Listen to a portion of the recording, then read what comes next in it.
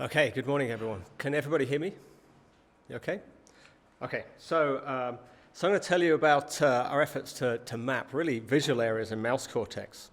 So I'm sure you're all familiar with, oh, that's right, I've got a little organization slide here. So I'm going to give just a brief introduction to sort of maps of cortex. I'll talk fairly extensively about the methods, how we generate maps of mouse visual areas, and then I'll tell you about some of our key results. Okay, so I think you're all fairly familiar with this idea that the cortex contains a series of maps. And I think it's an idea which really was popularized by Wilder Penfield in the early and the mid 20th century. And Penfield and colleagues did a series of experiments where they took patients undergoing epilepsy surgery and then used electrical stimulation to either evoke motor movements or sensations in a patient, and thereby produced these sort of infamous maps, these cortical homunculi showing maps of motor and somatosensory function. But of course, cortex contains a variety of maps, not just somatosensory and motor maps. There are, of course, visual maps, which is something we're very interested in. So, so in primates, the visual areas are towards the posterior of cortex, and the structure is this sort of large central area in red here. This is V1. So V1 contains basically one map, one spatial map of the visual space. And then arranged around V1 are a series of what we would term higher visual areas. And the distinguishing feature then is that each of these areas contains another map of visual space. So there's a series of maps of visual space in the posterior part of primate cortex. So if we look at the mouse, we have a roughly similar arrangement. So you're probably familiar with these types of images by now. So this is the Allen Reference Atlas version of mouse visual areas. And so at the posterior part of cortex, again, we have this large central area, primary visual cortex, that contains a map of visual space. And then arranged around V1 are a series of higher order visual areas, again, each of which contains a map of visual space. And this map has been put together primarily really with sort of anatomical techniques. So some of the seminal results in the field are sort of summarized here by this is work from Chun-Chin Wang and Andreas Burkhalter, who did some beautiful injections of colored traces into V1. And the result you see is these little patches, almost like these little traffic lights in each of the higher visual areas. So these are the projection patterns from these three injection sites. And the assumption then is that if you inject a little bit of tracer here, you'll see patches in locations with corresponding retinopathy. So in a system like this where you have a series of maps, you'll see one patch in each map. And so you'll see with these three colors, you'll see a little triple of colors in each of the other visual areas. So this was a great technique for sizing up how many different visual areas there are. And roughly where in the cortex they are. The difficulty, I think, here is in drawing borders, because as you can see, there's quite a large gap between the injection site and the projection field. So it's a little hard to know from this information alone exactly where that border location would be. So typically, these types of injection studies have been combined with staining studies. So this is a great example, again, from the Burkhalter lab. And they've stained here for cytochrome oxidase. And so in layer 4, you can see that there are these sort of dark patches in the primary sensory areas, so V1, the auditory areas, and then barrel cortex here, sort of jump out at you. And so in combination then with these types of injections, you can use the cytochrome or various other stains as sort of guide rails to give you some sense of exactly where the border location lies in this case. So this is kind of a quick summary, if you like, of visual areas, particularly in the mouse. And our interest in this began with a desire to direct a 2-photon microscope to each of these visual areas, rather in the sort of the fashion of the brain observatory, which you've been hearing about this week. So what we needed to do was to be able to map these visual areas in a live mouse. Obviously, these anatomical techniques you tend to do in fixed tissue. So we took a slightly different approach to mapping. We decided we needed to make functional maps of these visual areas. And so much like the brain observatory, we've turned to fluorescence imaging, particularly of GCAMP6. And so we're using Cree driver lines combined with various GCAMP6 reporter lines to drive expression of GCAMP, either in different laminar subpopulations, like in the brain observatory, or in our case, I'll show you in a moment, generally just sort of throughout cortex. So I thought this was actually a good opportunity to just highlight. I don't know if you guys have been introduced to the transgenic characterization section of the Allen Atlas. Are you waving your head? Yeah. So I think this is one of the most useful parts of the Allen Atlas, actually. So it's hidden within the Connectivity Atlas, and it's basically a repository of expression information for. When I sort of put this slide together a few weeks ago, there were 236 driver lines, different Cree lines here, some made by the Allen Institute, some from third parties, and 39 reporter lines. So this is just a huge sort of collection of expression patterns for all these different mouse lines. So it's a great resource for understanding which cell populations, which layers, which cortical areas are likely to express a reporter line for any of the crosses you might find within this collection of different mouse lines. So this is a fantastic resource. So for us, most of the experiments I'm going to show you today were from EMX1 Cree mice crossed with various different GCamp reporters. And we chose EMX Cree simply because it's a panic cytotory marker. So as a result, you can see you drive GCamp expression in pyramidal neurons all the way from the deep layers up towards the superficial layers of cortex. So you have GCamp expression throughout the cortical layers, and as you can see here, also fairly evenly throughout the cortical areas. So you've sort of more or less got GCamp everywhere, and it's a great way to monitor activity throughout the whole of cortex. Okay. So how do we map activity with these tools? Well, really what we need to do is to get a large enough field of view that we can see all of the visual areas in one go. So in contrast to the brain observatory where you zoom in and you focus on one small patch of tissue, we're trying to really see all of the tissue in one go. And in the mouse, this is actually fairly straightforward. It turns out the skull is fairly transparent in a mouse. And you can simply take the mouse, remove the soft tissue over the skull, put a thin layer of dental acrylic on, in our case a cover slip and a head restraint bar, because like the brain observatory, we're going to do these experiments in restrained mice. And with that setup, then you can image pretty much all of the cortical mantle of both hemispheres simultaneously. Now, actually, for most of the experiments I'm going to show you today, the preparation we were using is a 5mm cranial window. So this is much more comparable to the brain observatory. But actually, one of the beautiful things about this sort of mesoscale mapping is that you really can get this large field of view and image all of the cortical areas in one shot. Okay, so we have a mouse, head restrained under the microscope, again, very much like the brain observatory. It's free to run on a wheel, and we have a monitor placed in front of the mouse. And then to map visual areas, the stimuli we'll typically use are shown on these two little movies at the top here. Let me run those again.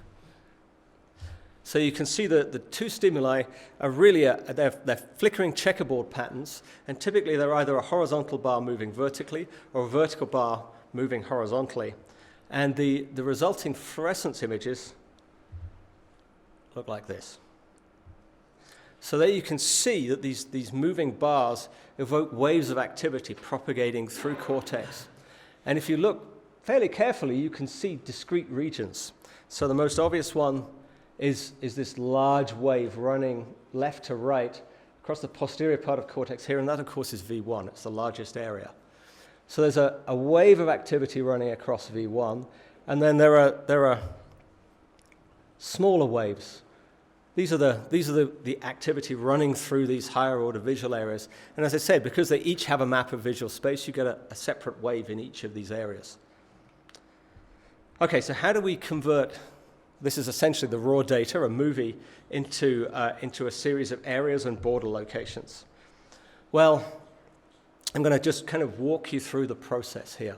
So this is just a map of the amplitude of activity in our cranial window. So you can see this sort of white splodge at the back here. This is showing us that there's a lot of activity in the posterior part of the window. And this area, of course, corresponds to the visual areas in cortex. And so I've placed 3 regions of interest here, and I can show you the amplitude of the signal in each of these 3 regions, color-coded, as we swipe that bar across the monitor. And so you can see in each case there's a rise in fluorescence, but the timing is a little bit different. So the peak of this kind of hump differs with location across cortex, and that, of course, that just reflects the movement of that wave as it sweeps across cortex. The useful thing then is that the peak of that response tells us something about the timing of the wave at each of those locations. So with these horizontal and vertical bars, then, we can build up maps of, in this case, altitude. So this would be a vertically moving bar. So this is the location in visual space that most strongly activates each pixel in the map with a vertical moving bar. And then this is what we would call the azimuth map, so the location which most strongly activates with a horizontally moving bar.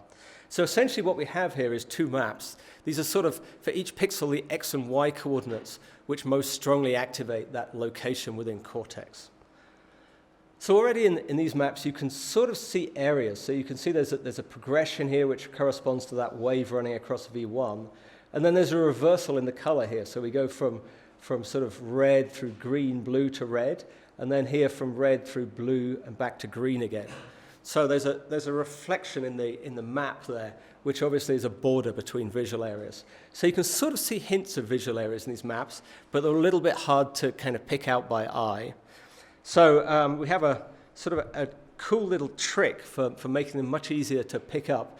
And this is an idea which was introduced to the mouse literature by Ed Calloway's lab. He generated what's called a field sign map.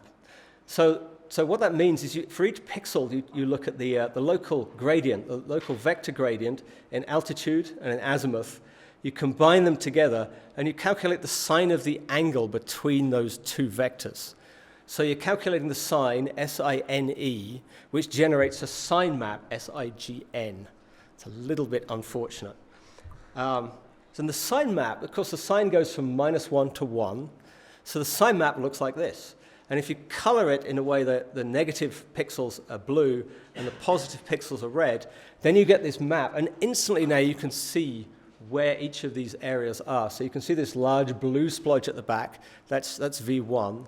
And then arranged around V1 are these different higher areas. So each of these discrete blue and red splodges is a separate map and a separate area. So this just shows you a map for 4 mice.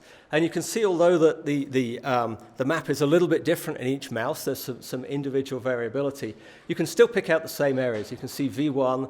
Of course, the color here tells us something about the orientation of the map. And the orientation of the map is always the same in every mouse in V1. So V1 will always be blue.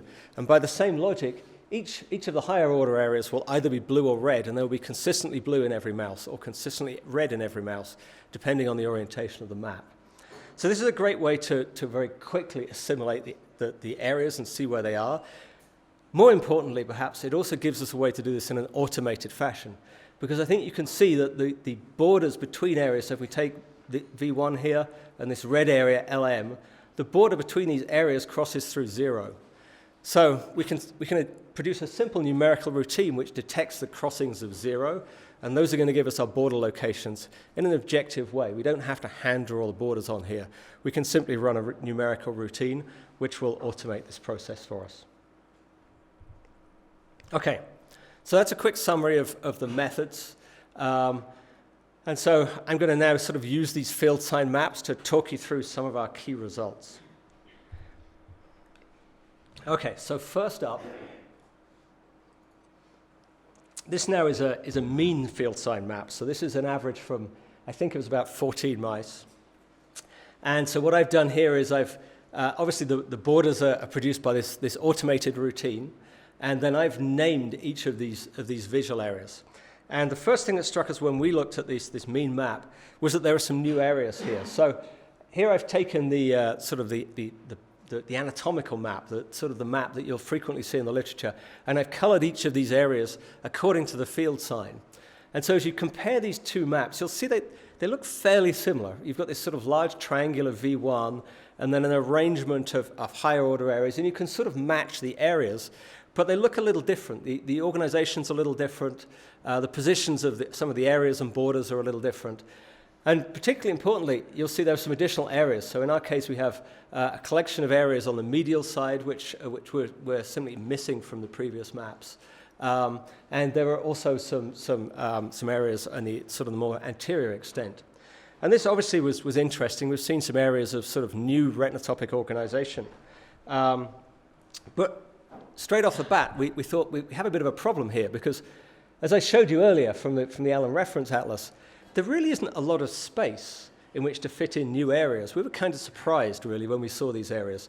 So the existing areas already fill all of the space between V1 and the surrounding major architectonic areas. There's really no spare space between V1 and barrel cortex, retrosplenial cortex over here, or auditory cortex over on the lateral side. So if our sort of revised map with extra regions of retinotopic organization is to be believed, then you might think that this means there's retinotopic organization extending into barrel cortex and retrosplenial cortex. So to try and establish that, we've sort of used a variety of techniques, and I want to show you just one here. So this is our effort to try and reproduce the anatomical borders using cytochrome oxidase staining here.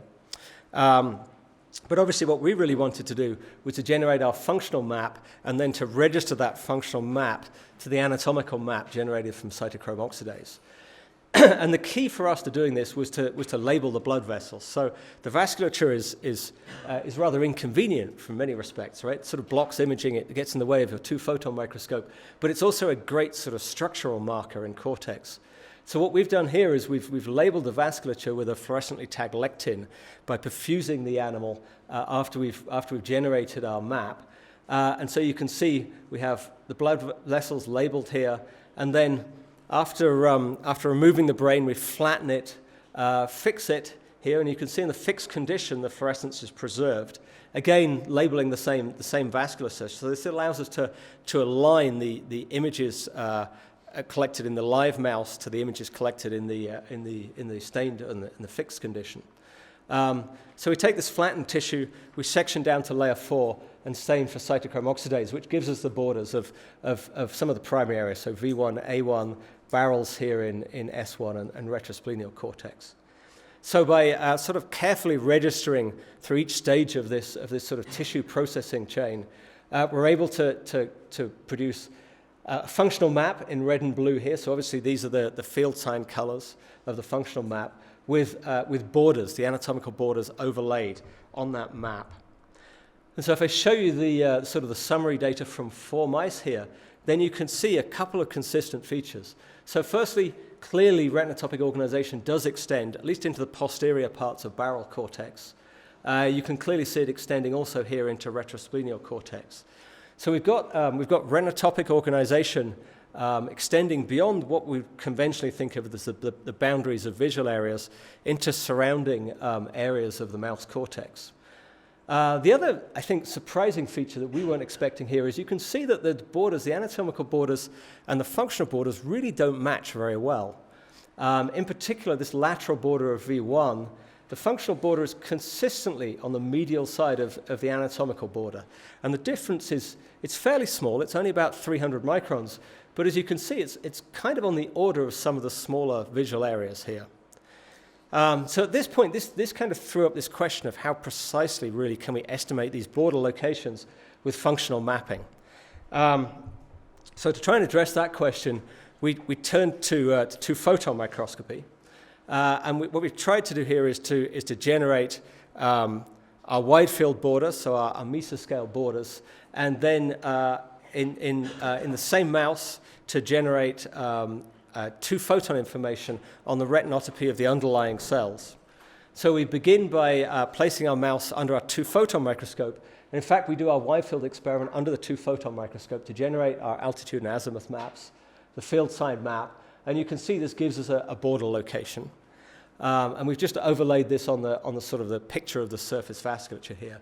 Now, obviously, we've sacrificed a lot of field of view here, but for this experiment, it doesn't really matter. As long as we can go and we can find the border that we're interested in, really what we want to know here is how accurately that border matches the reversal and retinotopy we see in the single cell measurements. So, having produced this map through our 2-photon objective, we then switch over to 2-photon mode, and we can see a collection of cells down in layer 2-3.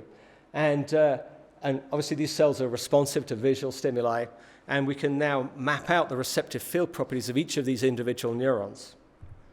And so the receptive fields we see, sort of an example is here. So we see typically on and off receptive fields. we typically then average those together and find the center of the receptive field. And I've plotted out for you the centers of the receptive field here, as usual, in altitude and azimuth coordinates. And so the color here tells you the location of the center of the receptive field for each of the cells. And so what you can see, just as we would expect here, is that the center of the receptive field changes in altitude in parallel with the border. So you can see there's a sort of a color gradient running along the length of the border here. The azimuth, of course, the color change is orthogonal to the altitude color change. So you can see the color is very similar all along the border, and then the change moves perpendicular away from the azimuth border here. So what we would expect then is we would expect the border that we've detected with our wide field imaging to match the reversal of color here in the azimuth map. And it does very well, right? There's a sort of a yellow region along the border here, and it changes color with distance from the border. To try and quantify that a little bit more, we've simply plot the azimuth location as a function of distance from the mesoscale border here. So you can see that there's this sort of progression in azimuth away from the border in V1, and also in this neighboring area LM. Importantly for us, the reversal appears to occur pretty much just where our wide field border lands. And so to quantify that, we've just pulled data across several mice and several regions here, and bin data, and you can see the reversal location here is displaced from our wide field border by these are 20 micron bins, so between 20 and 40 microns.